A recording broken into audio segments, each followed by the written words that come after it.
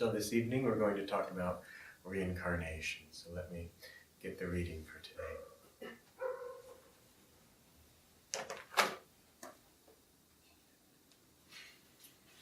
So this is from the book of Revelation, and in chapter 3 Jesus Christ tells us, "Him that overcometh will I make a pillar in the temple of my God, and he shall go out no more, and he shall go no more out." There is a difference between church dogmas, which are based on reasoned deductions from scriptural statements, and the pronouncements of wisdom, which are based on the inner realization of scriptural truths. Reason, like a train, can only follow already existing tracks of human experience. Human memory being short is seldom able to cross back over the threshold of a person's present existence. Biblical references to previous lifetimes on earth are overlooked in the deductive process, and we find them therefore excluded from the body of official dogma. Nevertheless, such references exist. The Bible itself presents them, as Jesus does in this passage, not as an abstract teaching, but as direct personal perception of truth. In the same way, Krishna, in the Bhagavad Gita, silences Arjuna's reasonable doubts on the subject, not by reasoned argument, but by the frank statement contained in the 4th chapter of that great statement. "Arjuna, you and I have passed through many births. I know all of them, though you, O chastiser of foes, recall them not." And so that's an excellent place to start, because Krishna does remember all of his incarnations, and Arjuna does not. And Arjuna is playing the part in the Bhagavad Gita of devotee everyman. So most of us, we don't remember our past incarnations, but there are beings that do. And so Krishna is exhorting, is urging Arjuna to raise his level of consciousness so that he too can remember his past incarnations. Although the funny thing is that if you want to remember your past incarnations, you probably won't. But if you're willing to let God give you whatever level of consciousness he wants to give, and the essence of this is, if you're willing to not be attached to this incarnation, if you don't think that you're the doer in this incarnation, then God will open up all the rest of your past incarnations. And even that is a process that God gives us these glimpses, slowly. But, there's some people that in this incarnation, they just won't go near, let's say, alcohol or smoking cigarettes. That there's just something inside them, they just know to touch it might mean bondage for many, many years. And that means that they've already done those experiments in past lives, and they just know that it won't work. And I also now want to get to the Christian side of this, that in the Western world, many people, they don't know about reincarnation. They want some kind of proof, and Western scholars, Western theologians have just doubted it. But Christ did know about reincarnation. He also knew all of his incarnations. He knew all of his devotees' incarnations, all of his disciples' incarnations. That in that state of omnipresence, in that state of Christ consciousness, which a master has, and beyond the higher states of consciousness and cosmic consciousness, that the masters, they know everything. They even know your future incarnations. And I don't want to get too much into that. We'll talk more about the past incarnations today. But the point here is, the most important point is, that we too need to strive to achieve this level of consciousness. That one word, omniscience, it's a very interesting word. A word that means that we will know everything. Everything that there ever was to know in all of creation. It seems so big that Master said that sometimes on the path you'll feel like an ant who goes and faces the ocean and is trying to tell the waves, "Now, ocean, be calm!" And the ocean just laughs. You're just a little ant. But you have to keep trying anyways. And that analogy is that we have to keep trying to still the mind so that we can learn to perceive with the soul, so that we can learn to perceive our past incarnations. I've been striving to learn a little bit of Hindi. And there's some people that whatever they're saying in Hindi, I can just understand them easily. And then other people, even though they may be saying the exact same words, that I just can't understand them. And I was talking to a friend of mine about this, and he said, well, maybe that's because it was some people you've lived past lives with them. And maybe even in that past lives, the two of you were speaking Spanish together, but when you meet each other again, that you just feel that, oh yes, I know how to communicate with this person, even in subtle ways. And so then, even if you are one of us, in this case me, is learning a new language, that somehow my soul just already understands what that person is trying to say. And so this is an important topic, and I'll just briefly mention it, but that we do want to become in tune with our friends, and that ultimately we want to become in tune with the Guru, who will show us how to become in tune with God. But now, speaking of friends, that Master said that we don't make friends just in one incarnation. That if you feel a deep friendship with someone, it's because you've already been building that friendship in past incarnations. And friendship is the highest aspect of God, because it doesn't demand anything of one another. That we allow the other person to just be whoever they are, and it's like we just give our unconditional support and love, but with also that freedom, just completely respecting the other person's free will and letting them do whatever they want. If they want our advice, all right. If not, all right. And so we must cultivate friendship. It's important on the spiritual path. That sometimes we can think, well, this is just about God and myself alone, and friends don't really matter that much. They do matter. That as we cultivate that friendship, that our friends infuse us with spiritual power in times of need, or even not in times of need. Just that the power of satsang, it's beyond compare. It's essential on the path. And yes, we must go to the organized things. It's all part of the organization. But there's satsang also that has nothing to do with organization. That it's just the vibrations that you are giving and that you are receiving from your friends. And that's why you must cultivate spiritual friends and spiritual friendship. So that when you're with your friends, that you too in those times are talking about God and even the mundane things, but that within your souls you're always remembering that the reason that God brought you together is so that you could help each other find God, that you could help support the highest things in one another. Now, if you don't believe in reincarnation, that some people say, well, I can't remember it, and you can't scientifically prove it to me, so I don't know about this. Well, on the one hand, you don't have to know about it. Just keep trying to do the best you can in this incarnation, and let the future take care of itself. But on the other hand, there are several fun books that you can read out there, and we have the beautiful internet these days, so I'll let God guide your search, but there's many, many fun ones where people do remember their past incarnations and write it down and have written books on it. And also, there's been children that remember their past incarnations, and actually most children remember their past incarnations. But as they grow older, they learn to dissemble, which means hide the truth. It's a less strong word than lie. But as parents tell them, oh, don't say nonsense, whatever, to the child, and the child learns, oh, it's not appropriate in this realm to talk about those things, and so they stop. But one of my favorite stories is I had a friend, and as his daughter was growing up, I believe it was his daughter, it may have been his son, but let's say his daughter, she said to him, do you remember when I was the mommy and you were the little boy?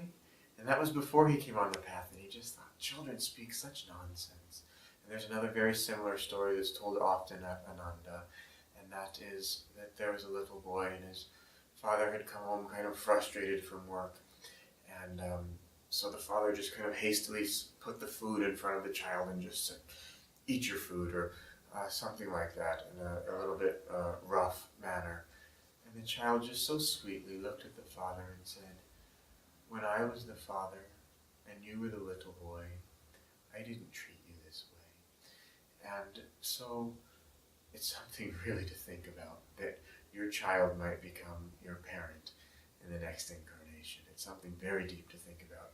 It brings me to something in the autobiography of a yogi that Master says that his mother had a deep sentiment, let me get this just right, that she held a strong Indian sentiment for family continuity. And because Master placed those words in the autobiography of a yogi, it means that there's something important that we should think about. And it is that we do incarnate into the same family over and over again. Now, it might not be the same earthly family, but we 100% do reincarnate again and again into our spiritual family.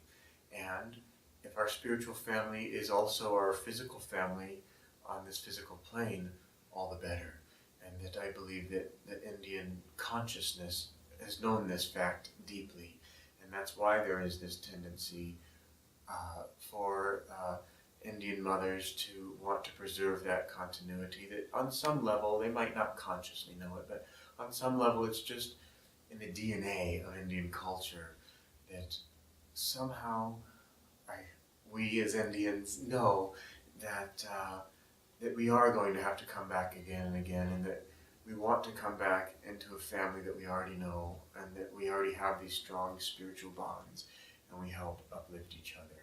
But there's two aspects I want to talk about in that. One, that this feminine consciousness, that it can hold us into the plane of Maya, that it's helping, that's just part of the feminine consciousness, that it relates to Maya and it sees Maya as very real and something that we have to do a good job of. And that's all right, but as we're trying to escape Maya, then the feminine consciousness, that engrossed is the bee of my mind on the blue lotus feet of my divine mother, that if you take the feminine consciousness that is trying to withdraw our energy in, that the feminine consciousness also can withdraw us away from Maya. And so, if we happen to be in a female body in this incarnation, we need to choose. Are we letting our energy go out, and are we strengthening Maya, or are we working with God and really helping to bring everyone back to their own center and to God, strengthening that inward call of devotion back to God. So it's something for all of us to think about.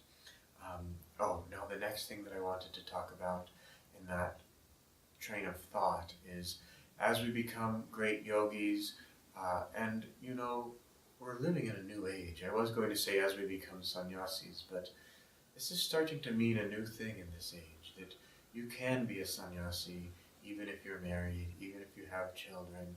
It's on the inside, that God is watching your heart. But as you start to think about that, that it says in the autobiography of a yogi at the end that Master says, "Thou hast given this monk a large family." And that each one of us, that as we draw closer towards God, that we have to see the world as our family, and we have to want to give God to everyone. Obviously, in the state of an ego, in the state of our outward consciousness, it's not possible to give God to everyone. But that desire, and it's a correct desire to have, that we must want to give God to everyone. I remember Swamiji saying that he said, I have the desire to give God to all, and every desire must be fulfilled. So somehow God will have to fulfill this. And then he just left it. But I pondered that for many, many years, and I'll go at this a different route, actually. There's a statement, the monks we were talking about today. We had a beautiful satsang with Naya Swami Jyotish Ji and Devi Ji. And we were talking about this one line, I believe it's in the Path or Conversations, I'm not sure, but Swami Kriyananda was talking about Rajasi Janakananda. And Master said to Swamiji of Rajasi Janakananda, of all the men, everyone has disappointed me, and you mustn't disappoint me. And now, well, if you're a woman watching this, you think, okay, that's for the men. No, but we each are souls, and each of us express masculine tendencies and feminine tendencies. But as we were talking about this in this monk satsang today, that a different way of looking at it came in, and that was that each one of us, that if we want to rise to the level of consciousness that Rajasi Janakananda had, and he was Master's highest, most evolved disciple, we want to raise to that point, we too need to have that desire to want to share God with everyone.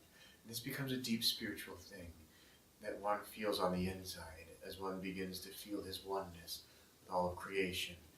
But he has to want to give God to everyone. Master says the highest prayer is, may thy love shine forever on the sanctuary of my devotion, and may I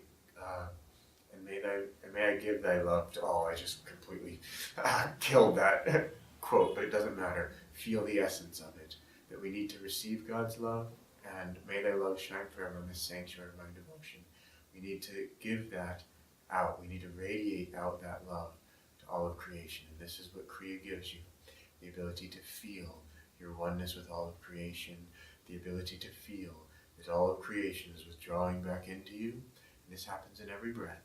And that you're giving back God's light back to every soul in all of creation. And that's how deep we want to go in Kriya Yoga. You know, the yogis, they say that every breath is a birth, and that within each breath, each inhalation is a birth, each exhalation is a death. Highly esoteric, probably too much for us to understand. But we can understand that every night when we go to sleep, it's like a miniature death. Every morning when we wake up, it's like a reincarnation. So at least we can look at reincarnation on that scale of every night and every day. And when you wake up, you're exactly the same. So don't think that just by dying you're going to get out of this. You're not. People, they think, oh, well, I've had enough in this incarnation, and the will becomes weak. They think, I give up, and then they go to the other side, and it's okay that God gives us a break in that. He gives us rest, but it's not the final way out. That the final way out must be achieved through Kriya Yoga, through meditation, by uniting your consciousness with the Guru's consciousness, by uniting your consciousness with God's consciousness. That's the only way out of this thing. So don't think that just by reincarnating that you're going to achieve God realization. You know, once someone asked the Master, is there any end to evolution? And Paramahansa Yoganandaji said, no end. There's no end. That you go on evolving until you achieve endlessness. So yes, on the slow pace of evolution, that we take a physical body, and then we take an astral birth, and then physical body, astral body, back and forth the dance goes. And ultimately, we will continue to evolve and evolve until we realize Godness, or Godness. I can say that word this evening. But we don't want that slow-paced evolution. We want the quicker pace. And we've had enough of all the seeming joys of this physical world. And we want to purify ourselves so that we can become free from this world and go on to live in the higher spheres, and ultimately go on to live in perfect oneness with God. And that means to live in God's joy all of the time. That's the best part of this whole deal that God has given us, that He wants us to live perfectly in His joy. So, I'll see, do we have any questions at this time? Are there any questions? No. Okay, well, every week I urge everyone to please write your questions, that think about it, that you can ask any question about reincarnation or any question about anything. But anyway, this is the moment where I look at my notes, and that good. We have time. I wanted to talk about this. The yogi's eyes, when he meditates, they become very still, the eyelids, and that there's a dark space above, and then there's the light of this physical world below. And that Master says that this world really is just a dream, and as you grow, as you become a yogi, that you begin to perceive this world just like a movie. But in that state of meditation, with the eyes half open and half closed, you can see this bottom screen, but you just vaguely become aware of it, and you see the upper screen, which is the astral world. So at death, we go into that astral world, which is that dark screen there. But what we're trying to do as yogis is that we're trying to answer the question that Master would often ask his students, and he would say, what is beyond the darkness of closed eyes. And that if we can still our consciousness, and the still eyelids become a reflection of that consciousness, that out of that darkness, light will begin to appear from everywhere.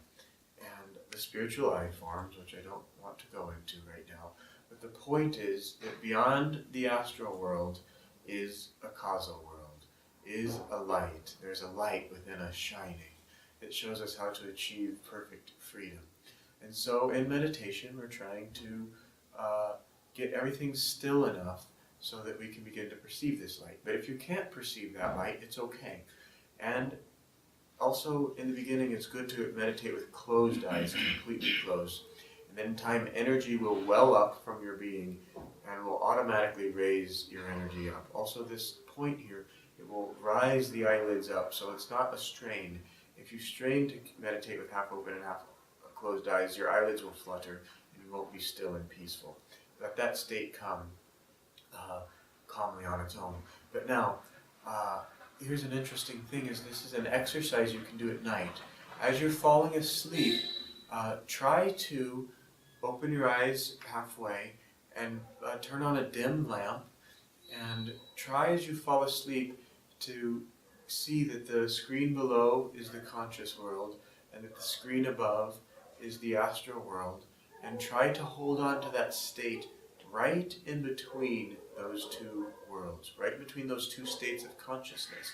That means our conscious mind is in the physical world, and our subconscious mind is that which governs the astral world. And our subconscious mind, when we go to sleep, it's like a janitor, that it's constantly making sure that everything in our body is okay. That means your subconscious mind is omnipresent in your physical body. But we're not omnipresent in our physical body because we don't have control over our subconscious mind yet. But it's the superconscious mind that can perceive both the conscious and the subconscious mind at the same time.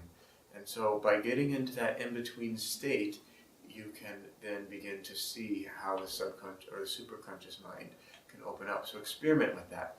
Master said, become master of the three worlds by becoming master of your three minds. And you'll see that your eyes, when you do that, when you're going to sleep, that your eyes will want to go down.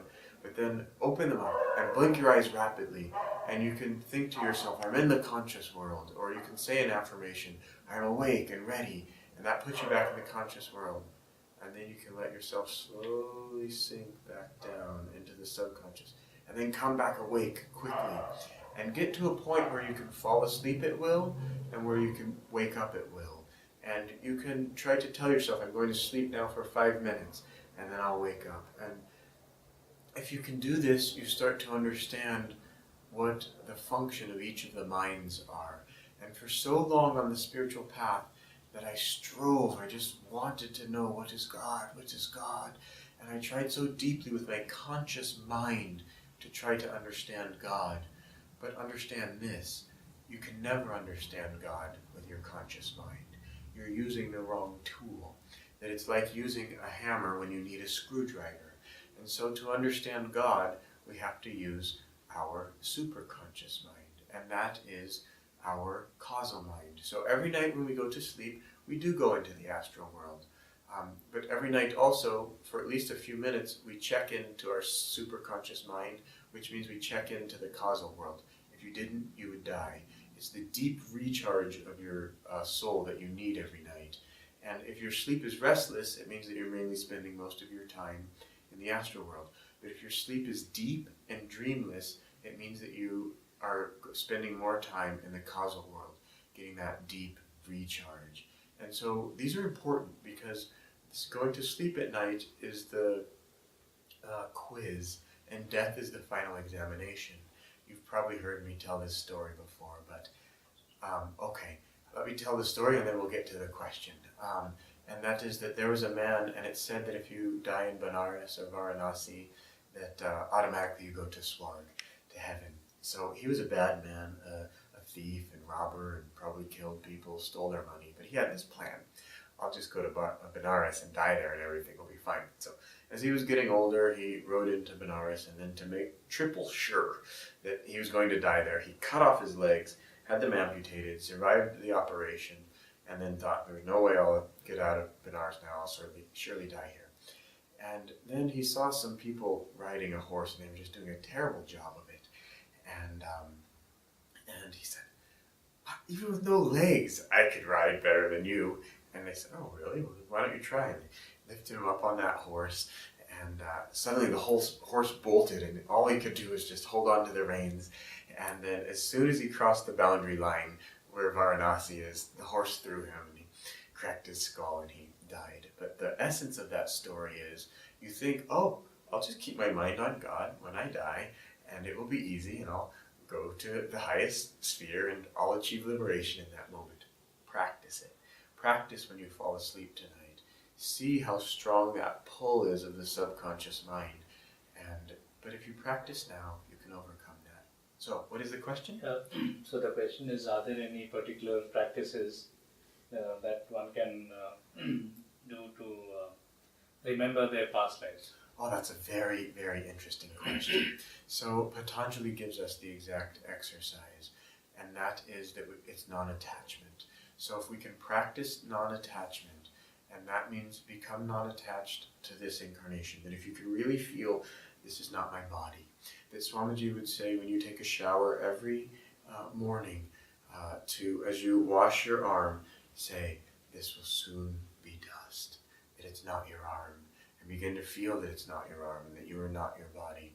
And when you become perfectly non-attached to your body, your physical body, then you will begin to remember your other physical incarnations. Also, meditate more deeply and learn to feel more deeply and more sensitively. That we all have samskars, tendencies.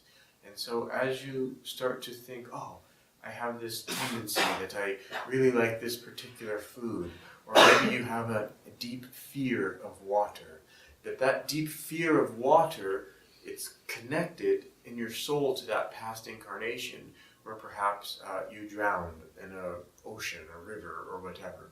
So as you sensitively begin to feel your likes and dislikes, and the first step is becoming aware of your likes and dislikes, then that little memory will come to you, that it is maybe because of a past life. But also, don't get too caught up in that, because you'll begin to think, oh, that must be because I was this past life, right? Must be that I like peanut butter and jelly because in my last life I lived in America. And it may be, but it may not be.